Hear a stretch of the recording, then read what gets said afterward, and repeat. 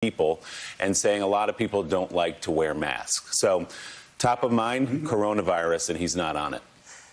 Well, and last night, it's remarkable that there are actually people in the Trump White House who are looking forward to the debates, because this man last night made Admiral Stockdale look like Lincoln at Gettysburg. It's very clear, even 4 years into the job, he doesn't understand the issues. He doesn't know the issues. And 200,000 dead Americans into the coronavirus, he's still stumbling around with no strategy. And he actually, talk about a Freudian slip, he comes out and talks about herd mentality, then gets to herd approved or whatever he said.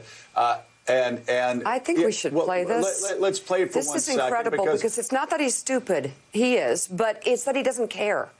The 2 to 3 million people may die when he talks about herd immunity, but doesn't even get the phrase right. This is someone who doesn't care. Here it is.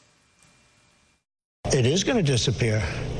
It's going to disappear. I still say it would go away without the vaccine, George, but it's going to go away a lot faster with it. It would go away without the vaccine? Sure, over a period of time. Sure, with time it goes. And many deaths. And you'll develop herd, like a herd mentality. It's going to be herd developed, and that's going to happen. That will all happen. Herd mentality and herd developed.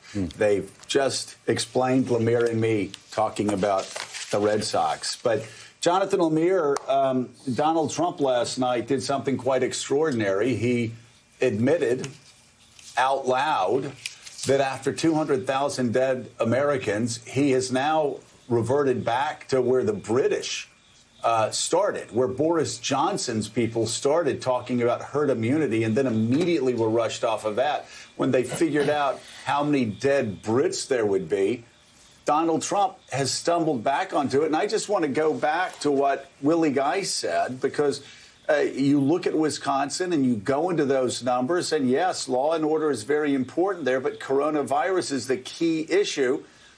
And you have some older people in Wisconsin who are very concerned that Donald Trump still doesn't know what he's doing when it comes to this once-in-a-century pandemic. So talk about that and talk about the 10 points, the 10-point lead right now. What's the White House's response to Wisconsin seeming to slip beyond their fingertips, at least for now?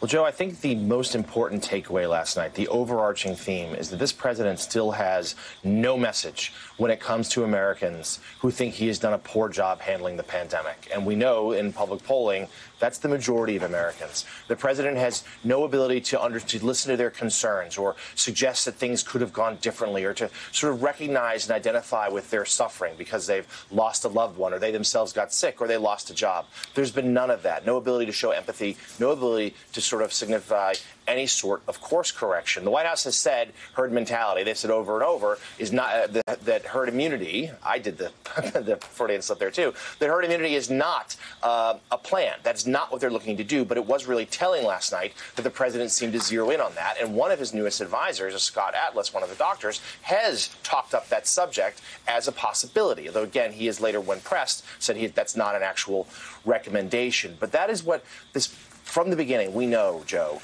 in the last few months that the Trump campaign feels that any day that they're not talking about the virus is a day that they can win. That's a fight they want to have. The problem is that's what American people want to talk about. They're consumed with the pandemic and how it impacts their day-to-day life. And this strategy is not working. And those Wisconsin numbers are so telling. I'm glad we're starting here today because you're right.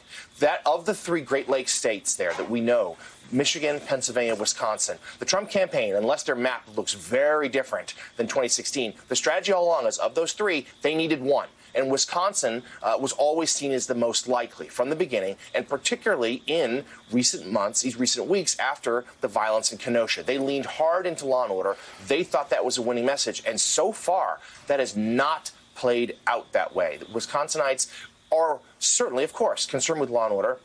But they don't like the president's messaging on it, according to these polls, and they're far more concerned about the pandemic, and they feel that he has let them down. And if Wisconsin slips away, and we already know that Michigan is quite the long shot for this president, then suddenly you're asking for Pennsylvania. And the polls have Pennsylvania closer, but we know that's Joe Biden's state, as we've talked about on the show. That is that's a tough haul for the president to win Pennsylvania. And if he goes 0 for 3 in the Great Lakes, his map becomes extraordinarily difficult. It's a good point. And again, we're not just talking about one poll in the middle of March.